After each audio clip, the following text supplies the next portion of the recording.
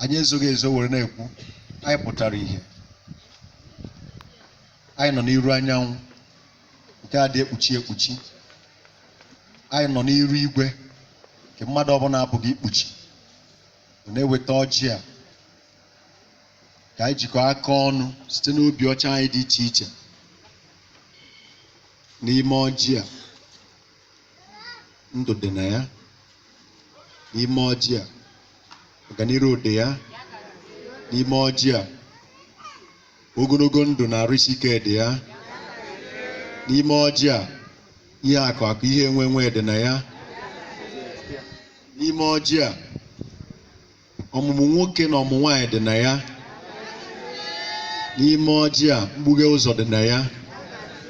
n'ime ọjị a nwaanyị ọbụla ruru ịnụ di ga-anụta di nke aka ya n'ime ọjị a nwoke ọbụla toruru ịnụ nwaanyị agaghị anụ nwaanyị ga-eme ya obi mgbawa ọ ga-anụ nke aka ya n'ime ọjị a mgbughe ụzọ Godian region na all the stations ma ndị nọ n'ugwu ma ndị nọ na ndịda